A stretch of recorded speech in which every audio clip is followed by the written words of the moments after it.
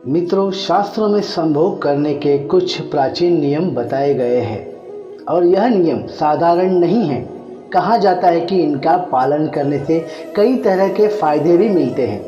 अब सवाल यहाँ पर उठता है कि आखिर वह कौन से नियम हैं जिन्हें जानकर लाभ उठाया जा सकता है और दाम्पत्य सुख को और ज़्यादा बढ़ाया जा सकता है। तो चलो दोस्तों, आज के इस वीडियो में जानते हैं संभोग करने के प्राचीन नियमों को।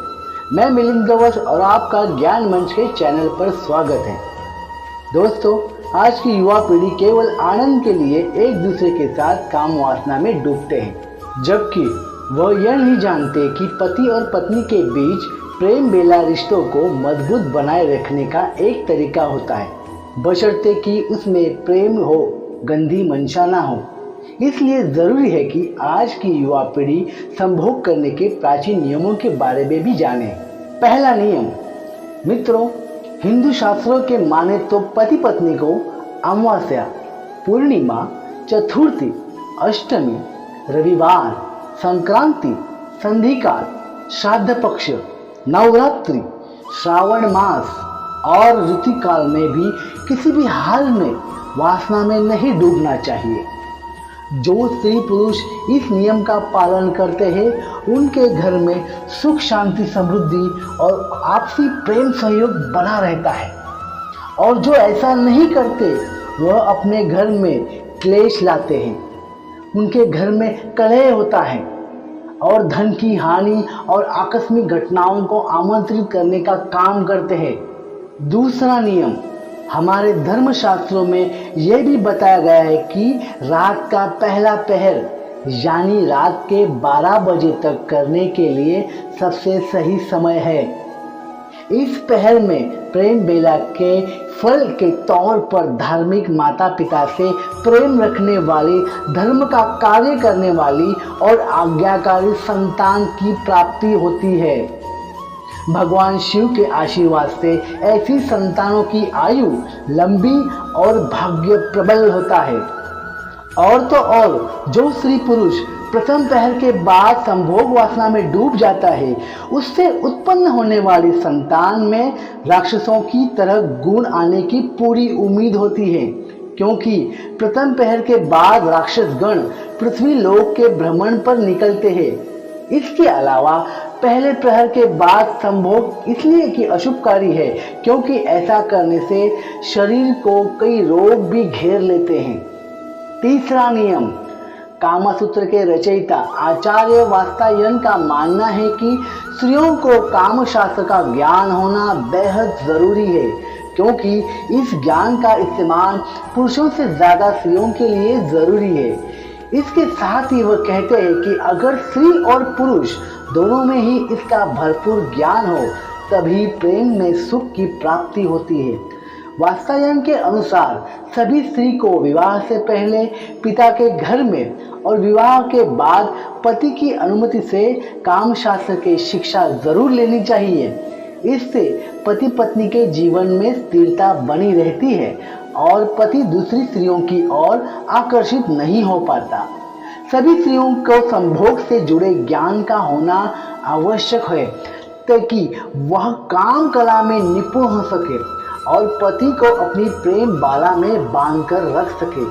साथ ही आचार्य वात्स्यायन यह बताते हैं कि स्त्रियों को अपने किसी भरोसेमंद दाई, शादीशुदा दोस्त, हम उम्र मौसी या बड़ी बहन, ननद या भाभी जिसे संभोग का आनंद मिला हो, उससे बिना किसी शर्म के इसकी शिक्षा लेनी चाहिए। चौथा नियम, मित्रों, प्राचीन ग्रंथ आयुर्वेद के अनुसार किसी भी पुरुष को स्त्री के मासिक धर्म के समय और किसी रोग के संक्रमण होने पर उसके साथ संभोग नहीं करना चाहिए। अगर वह खुद को संक्रमण या जीवाणु से बचाना चाहता है तो वासना में डूबने से पहले और बाद में कुछ स्वच्छता के नियमों का पालन करना चाहिए। भाई, अगर जनांगों पर किसी भी तरह का घाव या दाने हो तो संभोग ना करें। इतना ही नहीं, हमेशा करने से पहले सोच जरूर ले कि इसके साथ ही प्रेम लीला के बाद जनांगों को अच्छे से साफ करे या तो स्नान ही कर ले। पांचवा नियम, मित्रों, अगर आपकी पत्नी या पति के संभोग करने की इच्छा नहीं है या किसी दिन वो गुस्सा है, मन उदास है, तो ऐसे समय पर जबरदस्ती नहीं करनी चाहिए। इसके अलावा अगर मन में क्या घर में किसी भी तरह का शौक हो तब भी ऐसा नहीं करना चाहिए। यानी कि पति पत्नी की मनस्थिति के हिसाब से ही प्रेम के सागर में डुबकी लगानी चाहिए। छठा नियम, इन सब के अलावा हिंदू धर्मशास्त्रों में यह भी बताया जाता है कि पवित्र माने जाने वाले वर्षों के नीचे सार्वजनिक स्थान, चौराहे, उद्यान, शमशान घाट, वधस्थल, औषधालय, मंदिर, ब्राह्मण, गुरु और अध्यापक के घर पर नहीं करना चाहिए। अगर कोई ऐसा करता है तो शास्त्र के अनुसार उसको इसका बुरा परिणाम भुगतना पड़ता है दोस्तों। सातवां नियम, मित्रों, हिंदू धर्मशास्त्रों में बताया जाता है कि स्त्री पुरुष को किसी के साथ नजदीकियां नहीं बनानी चाहिए। खराब चरित्र वाले और गंदा व्यवहार करने वालों के साथ कभी प्रेम बेला के समय नहीं बिताना चाहिए। यानी व्यक्ति को अपनी पत्नी या स्त्री को अपने पति के साथ ही संभोग करना चाहिए। नियम के खिलाफ जो कार्य करता है वह बाद में जीवन के हर मोड़ पर पछताता है। आठवां नियम, इतना ही नहीं, शास्त्रों में यह भी बताया गया है कि किसी भी पुरुष को अपनी पत्नी के साथ गर्भावस्था के दौरान संभोग नहीं करना चाहिए। गर्भकाल में ऐसा करना बहुत गलत माना गया है। अगर भूलकर भी ऐसा किया तो आने वाली संतान का अपंग और रोगी पैदा होने का खतरा बना रहता है। हालांकि कुछ शास्त्रों के अनुसार 2 या 3 महीने तक संभोग करने के बारे में मिलता है, लेकिन गर्भ ठहरने के बाद ऐसा नहीं किया जाए तो सही रहता है। 9वां नियम, इसके अलावा आचार्य वात्स्यायन की कामसूत्र में भी मिलता है कि मासिक धर्म शुरू होने से पहले 4 दिनों में ऐसा करने से पुरुष बीमार हो जाता है। वही 5वें दिन की रात को नजदीकियां बनाने से वह स्त्री बीमार हो जाती है। 10वां नियम, हिंदू धर्मशास्त्रों के माने तो मनुष्यों के शरीर में व्यान, समान, अपान, उदान और प्राण नाम की 5 वायु रहती है।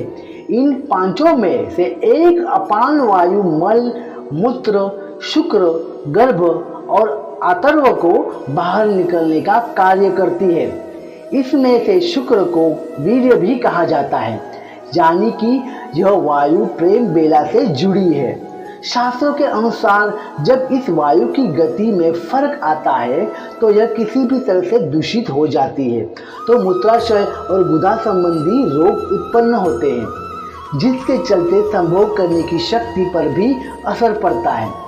अपान वायु ही स्त्रियों में महामारी, प्रजनन और यहाँ तक कि इसे भी नियंत्रित करने का काम करती है। इसलिए मनुष्यों को चाहिए कि वह अपने शरीर में इस वायु को साफ बनाए रखे, अपने पेट को साफ रखे। वही आमतौर पर अपने पार्टनर के साथ संभोग करते समय आपने समय का ध्यान नहीं दिया होगा, फिर चाहे वह शुभ हो या अशुभ, लेकिन यह बात आपको ज़रूर सोचनी चाहिए, वरना अशुभ मुहूर्त में ऐसा करने पर आपके रिश्तों में दरार भी आ सकती है। मित्रों, आज के दौर में लोग भले ही किसी उद्देश्य के लिए संभोग करते हैं, लेकिन शास्त्र कहता है इसे गृहस्थी बढ़ाने के लिए ही करना चाहिए। उसमें भी कुछ न लोग बिना किसी समय के नजदीकियां बना लेते हैं और जिसे शास्त्रों में पवित्र नहीं माना जाता है। शास्त्रों में कहा गया है कि अगर स्त्री पुरुष सामाजिक, धार्मिक और पारिवारिक मान्यताओं के अनुसार नजदीकियां बनाते हैं तब वह पवित्र है।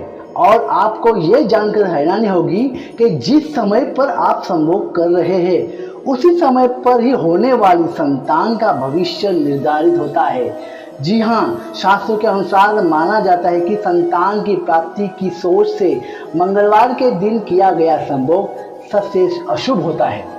वही शनि का स्वामी मंगल को माना जाता है। इसे क्रोधी ग्रह माना गया है। शास्त्रों के अनुसार मंगल ग्रह के प्रभाव में जन्मे बच्चे बहुत ही क्रोधी और स्वभाव में घमंडी पाए जाते हैं। ऐसी संतानें कभी किसी का भला नहीं चाह करती, फिर चाहे वो खुद के माता पिता ही क्यों न हो। इसी तरह शनिवार और रविवार को भी संतान प्राप्ति के लिए किया गया संभोग शुभ नहीं माना जाता है। शनि प्रभाव से होने वाली संतान नकारात्मक सोच वाली मानी जाती है। अच्छा, फिर रविवार का दिन भगवान सूर्य का दिन माना जाता है और यह दिन पूजा अर्चना के लिए समर्पित किया जाता है। संतान रविवार को किए गए संभोग से होती है तो उसमें ईर्ष्या भाव होना बहुत सामान्य होता है। शास्त्र के अनुसार सोमवार, बुधवार, बृहस्पतिवार और शुक्रवार को संतान प्राप्ति के लिए बनाए गए नजदीकियां सबसे ज्यादा शुभ मानी जाती हैं। इन हफ्तों के 4 दिनों के गर्भधारण से पैदा हुई संतान गुणी और मानसिक रूप से तेजस्वी होती है। वही मित्रों, ब्रह्म वैवर्त पुराण में कई ऐसे दिनों के बारे में बताया गया है कि जिनमें स्त्री पुरुष को प्रेम बेला में नहीं डूबना चाहिए। शास्त्रों में कहा गया है कि जिस दिन स्त्री पुरुष व्रत रखते हैं उस दिन ऐसी भावना भी मन में नहीं लानी चाहिए।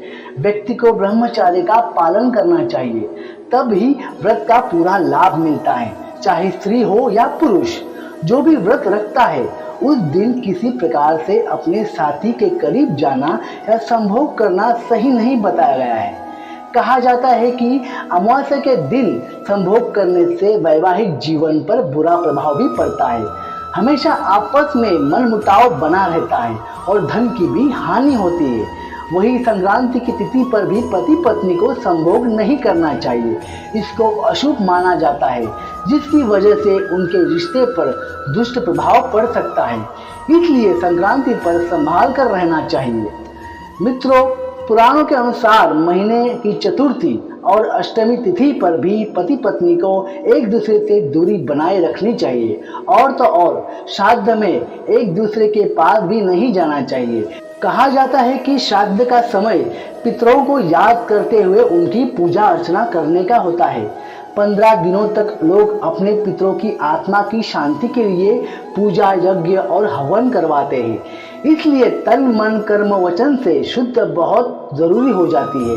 तभी श्राद्ध या पितृपक्ष के दौरान भी पति पत्नी को संभोग के बारे में सोचना तक नहीं चाहिए और मन में केवल अच्छे विचार लाने चाहिए। फिलहाल आज के वीडियो में मित्रों बस इतना ही। हम उम्मीद करते हैं कि हमारी ये वीडियो आपको पसंद आई होगी। इस वीडियो के जरिए आपको आपके सारे सवालों के जवाब मिल गए होंगे। अगर हमारी ये वीडियो आपको पसंद आई तो इसे लाइक शेयर जरूर कीजिएगा।